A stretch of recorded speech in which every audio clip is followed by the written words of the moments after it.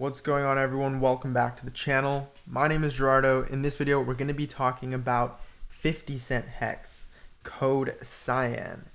So, in our videos, we like to look at our LookIntoHex.com charts. Primarily, one of our signature charts is the regression rainbow.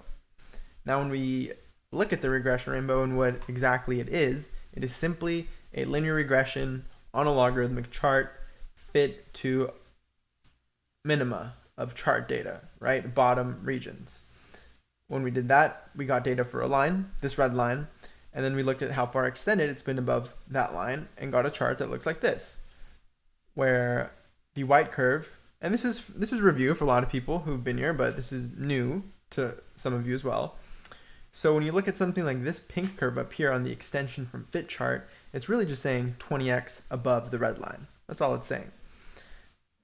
And so you get these levels. You can space them in a Fibonacci manner, or you can space them in an equidistant manner, right? And it's up to you, so I include both.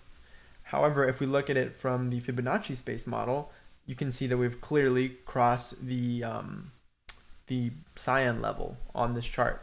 So that is why this video is called 50-cent hex code Cyan. Now, I know it's not at 50 cents right now, but if you look at it on the most liquid pair, which is HEX USDC, you see that it had a wick up to 54 cents actually. So it's right on target to be at that 10,000x ROI from all-time low. Now, it wouldn't be 10,000x ROI from launch, right? Because after launch, remember, there was a dump. So 10,000x ROI from launch, we're looking at a much higher price, depending on, like, if you decide to say, okay, day one of the AA, take that ETH ratio, that in dollars, right, to the amount of hex distributed. If you take that as a day one price, then a 10,000x would actually be closer to like $50, just by the way. But if you take it from the bottom on January 5th of 2020, then it would put 10,000x literally within striking range right here. The reason I have these lines here is to illustrate the fact that we are, still holding higher lows, still breaking all-time highs, and simply consolidating a little bit, right? We've had bigger pullbacks than this, and this candle barely ticked over. So we'll have to see how this plays out over time, but we're still holding a parabolic shape, right? A parabolic shape means you have bigger moves in shorter amount of time, in a shorter amount of time, and it just becomes, parabolic, where it goes almost vertical, right? And on a log scale, a parabola is even more powerful, right? You start getting into the dollar regions, having a bubble potentially, like something similar to something like ADA or Matic, how they had their historic runs from like the 2-cent regions down all the way into $2-3. So I wouldn't be surprised if HEX did something similar. Now, code Cyan, we look at the regression rainbow. We can also see it with our trading view indicator for the VIP list. And again, you can see that we crossed it right here. All right, you crossed it on the Fibonacci level, not necessarily on the, on the equidistant level on the HIP BTC chart, although we did wick up to like this level. So we actually did wick up to it on Uniswap V2. So if that were printed here, which it is more liquid, so in theory, I mean, we crossed code Cyan on both, right? We wicked above this Cyan, and we were actually above this Cyan curve. It's blue on this, I know, but that is pretty amazing, because the last time we did that was actually our pre-big payday pump. But remember, back here, we were hyperinflating and we had a supply shock incoming. Here, we don't have a supply shock incoming, right? We just don't. There isn't any HEX that's going to be minted out of thin air, right? I mean, you could argue that HEX on Pulse will be minted out of thin air, but that will have its own price, right? Its own price discovery. And so that has nothing to do with this necessarily, which answers the question a lot of people ask, and it kind of blows my mind why, like, are people asking this, but they're asking me if I see a dump after the Pulse Chain launch, and it doesn't make sense to me to see a dump of EHEX for Pulse Chain launch, right? It's just a completely different coin, if that makes sense. Even though it's the same code, it's its own coin on its own chain. So it should have its own price discovery, although that, when if certain liquidity pools are set up in a way where it's 1-to-1 and they're thick enough and it's that way for long enough, then the prices could become bonded. So that's a whole other video in and of itself. We'll have to revisit kind of HEX on Pulse and all that, but let's get back on track here. And the fact that the last time we visited this blue region was back here before a supply shock, which we don't have now, right? Similar to what it was back here. And so if you look prior, we touched it over here.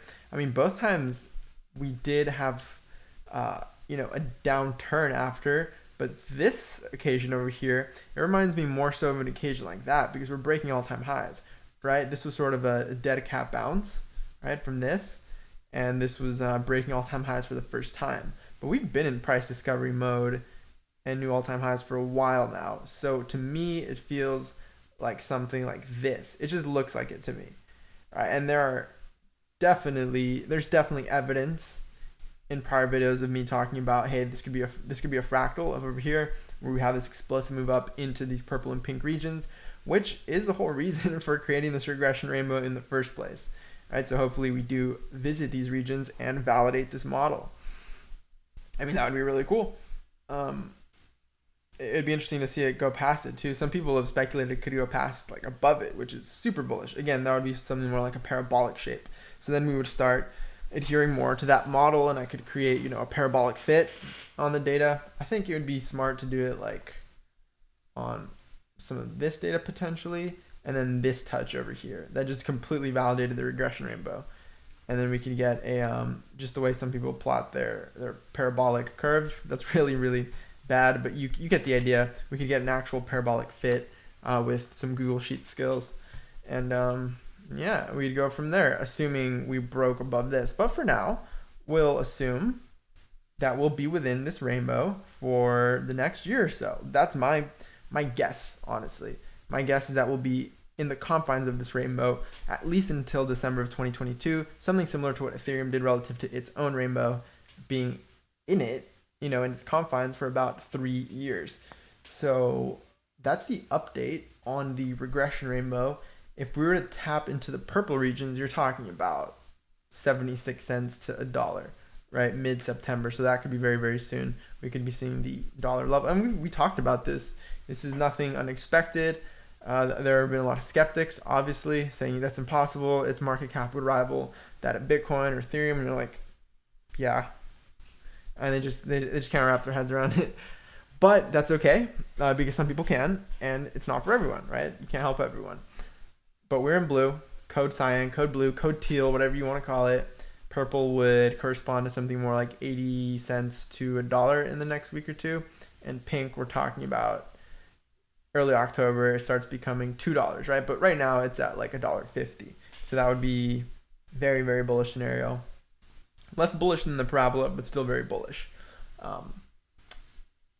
And there's another model, right? There's our comparing it to ETH extension from FIT.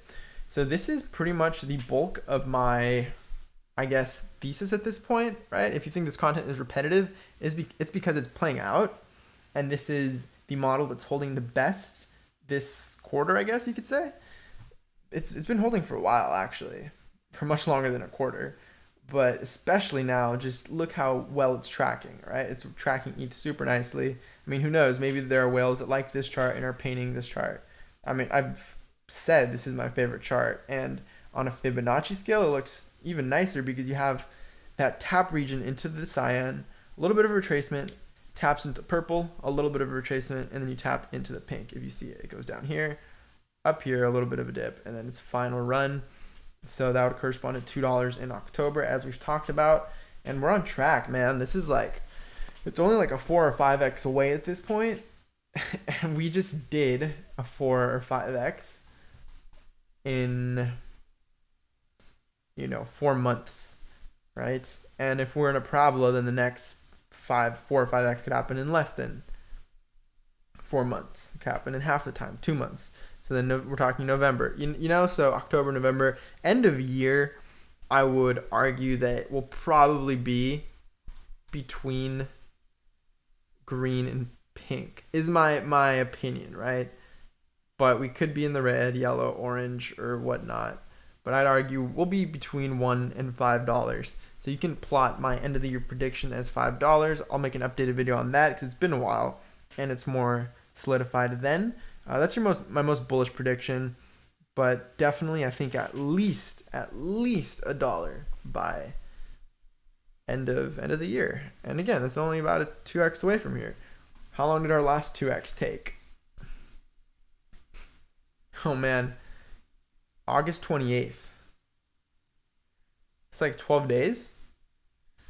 Whew. So I mean, even if it did take us 12 days, that's pretty quick. But if this is a problem that's going to continue playing out and it's even faster, then that could be in about a week, right? We could be hitting $1 this month.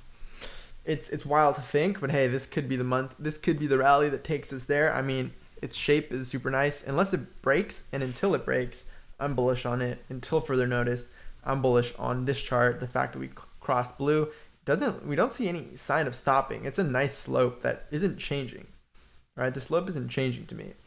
And again, it's not as steep of a slope as what happened back here, but if it's a fractal, it's not going to play out exactly the same way. It's going to have its own characteristics. And for it to be slightly diminished returns, it's interesting. You know, it can still curve up, and then maybe we can validate the idea for this little bull rally. But yeah, I mean, there is more liquidity now, so maybe you won't have a move like this, and that's why it's taking longer. But it looks good. We are in the upper region like we've been hoping for, right? A lot of us who got in. So, I mean, we're eyeballing purple and pink now. Think about that. We're eyeballing purple and pink now. And it's tracking this super nicely. You can find these charts, again, at LookIntoHex.com. Check them out. Thanks for watching. We are number 3 cryptocurrency, regardless of what any coin ranking site says. So yeah, HEX is number 3 cryptocurrency, regardless of what any single coin market ranking site will tell you. We have it here on Coin Paprika at number 3, even though they get the market cap not exactly the same as something like Nomics does. Regardless, HEX is still number 3, and front page on Etherscan, you can see that HEX is clearly the number 1 cryptocurrency, or excuse me, the number 1 ERC20 on Ethereum. It's clear as day, right, on Etherscan itself, and they read data right off of the blockchain, directly off the blockchain. So you have Coin Paprika, you have Etherscan, you even have TradingView, right? You know, even with their incorrect calculations of total circulating supply, I mean, I understand the judgment, the interpretation, in not counting founder coins as circulating because maybe they haven't moved in a while or they don't expect them to move for a while. We'll leave the discrepancy there, but at least it's on page 1, right? Front page, number 4, right behind Cardano. But hey, at least it's there, right? At least it's there on Etherscan, TradingView, and Coin Paprika, and obviously our favorite, Nomics.com. It's been there for a while with the correct market cap, which, you know, less than a 2x away from flipping Ethereum at this point. We could flip Ethereum this month on this ranking site. So thanks again for watching. Subscribe if you're new. Let's get to 7,000 subscribers. It's getting parabolic with the subs too.